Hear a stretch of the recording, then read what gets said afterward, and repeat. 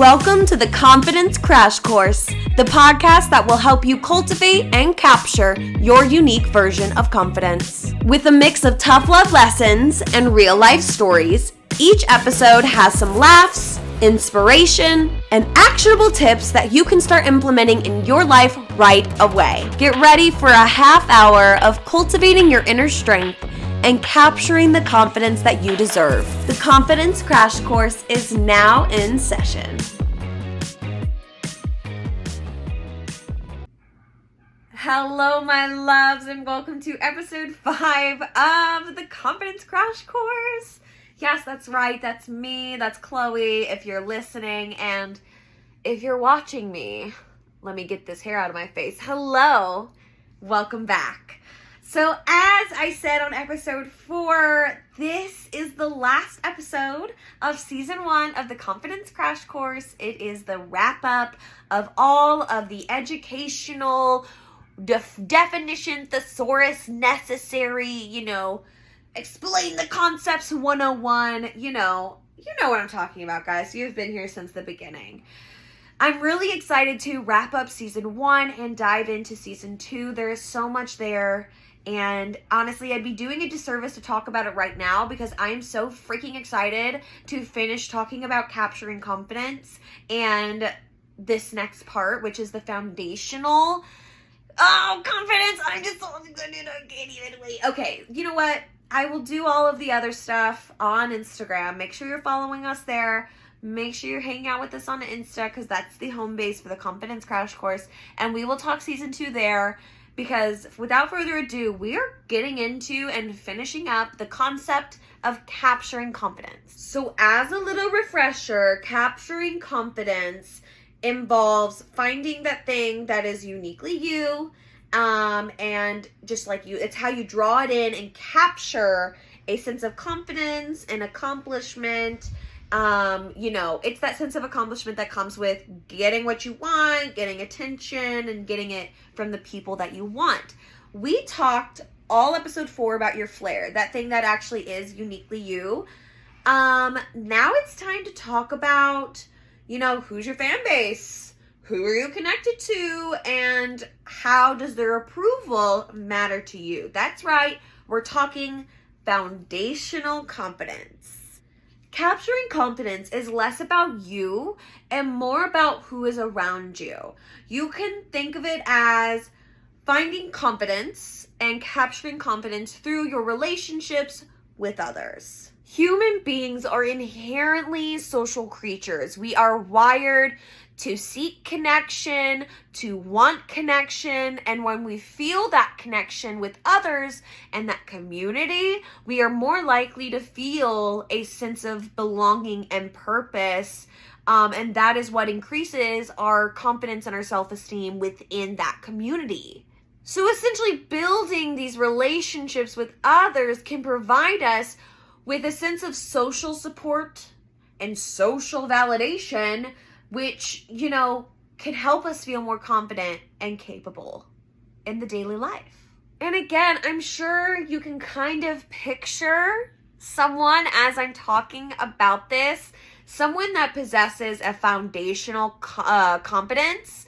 They are more likely to take risks. They are more likely to pursue their goals. They are more likely to achieve success because they have people in their lives who believe in, support, and encourage them. They are there to lift them up. They have a network. They have people to kind of get them from here to here. They have someone always in their corner wherever they're at.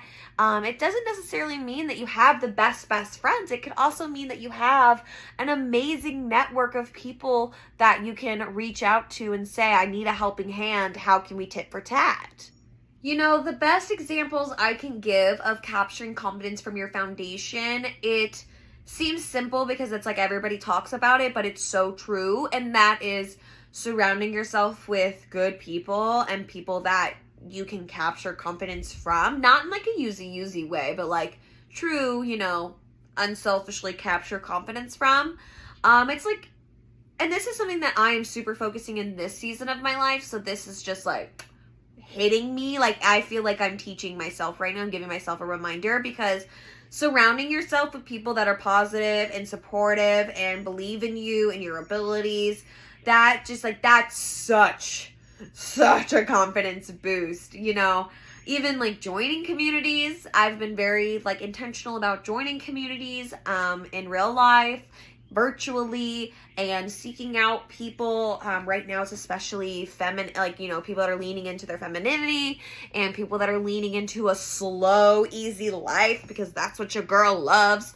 But it's just finding exactly the people that you need, that you can just like capture the good, confident vibes from. And they're like, you know what? You give me something too. So I'm going to capture from you. And then it's just a mutual passing back and forth of confidence. And it's just, it's the best relationship you can ever be in. Oh my gosh, such a good relationship. I feel like every single time we go through one of the 4, like, you know, places that you get confidence from, and like, these are the benefits, and everybody's like, there's always a benefit. What do you mean? And the drawback is like, it's great, and the benefit is, but don't too much of it. That's kind of how things go. Everything is great until you do too much of it, and then it's terrible for you. So that's why it's called a balance. But I would be doing you a disservice if I don't cover the benefits and the drawbacks of, you know, capturing confidence through your foundational, you know, through your peeps, through your people, through your network. So essentially, you know, it's a good thing. You get this greater sense of community, of belonging whenever you have, you know, really fostered these relationships. But the one that people don't talk enough about is, you know, you gain more opportunities for growth and learning.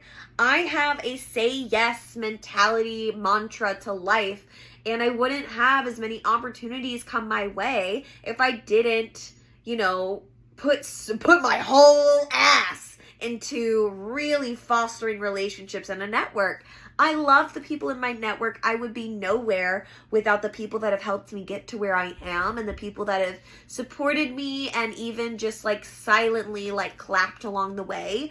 I would be nowhere. So whatever you have, like, you're really focusing on building out your network, building out your foundation, building out your friendships, your relationships with your family, just like going through a phase of really focusing on your human to human connections.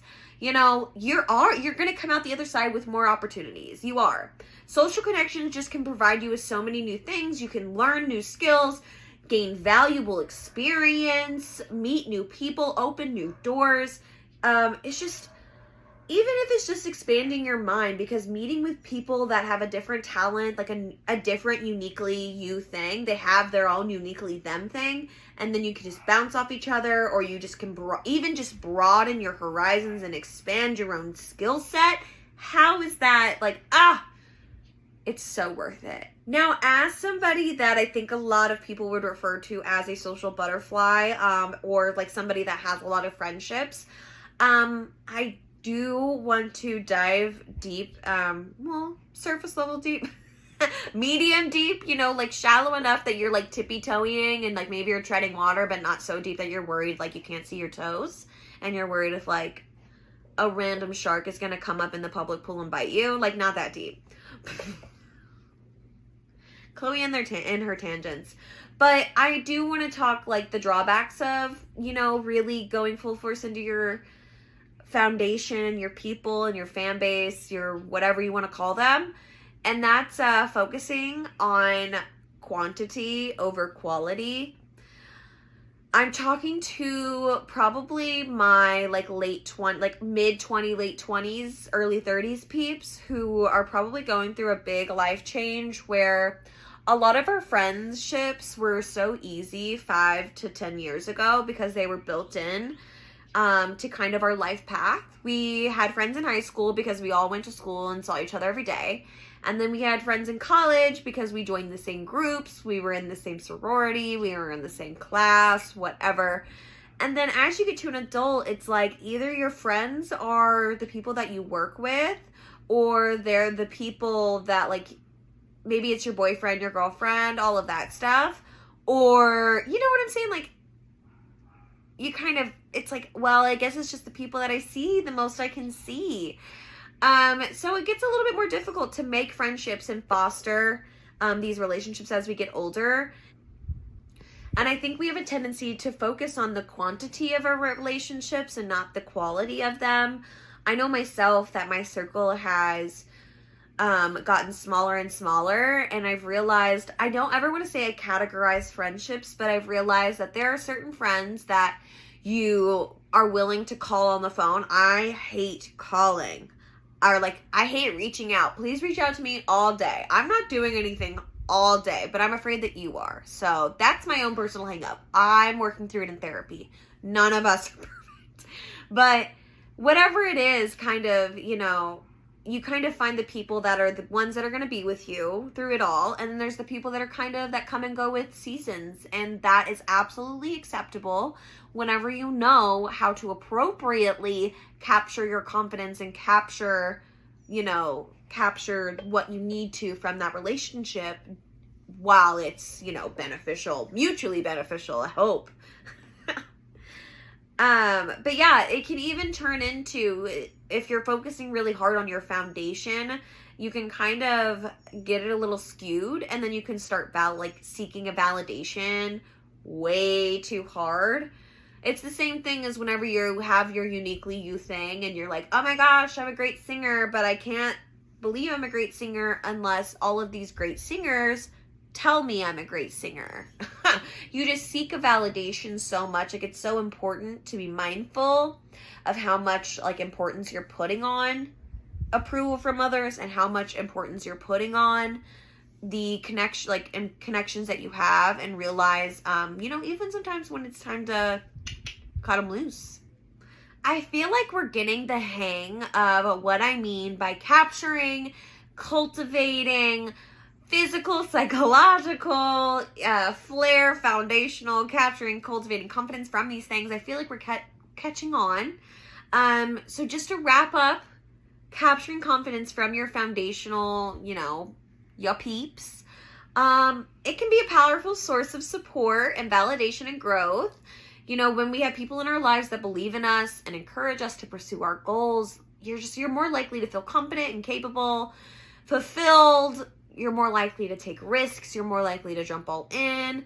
And while there may be, some drawbacks to relying too heavily on your external validation or the connections that you have, the benefits of building a strong social network, it far outweighs the potential costs, in my opinion. But by fostering positive relationships with others and seeking out opportunities to connect with them over, your mutual interests, whatever you have, and just kind of foster those relationships, get whatever you can from them in a mutually beneficial way, you can just build that support system that, some folks are just so envious of. And that support system is going to help you thrive and get success and just be the most confident you that you can be.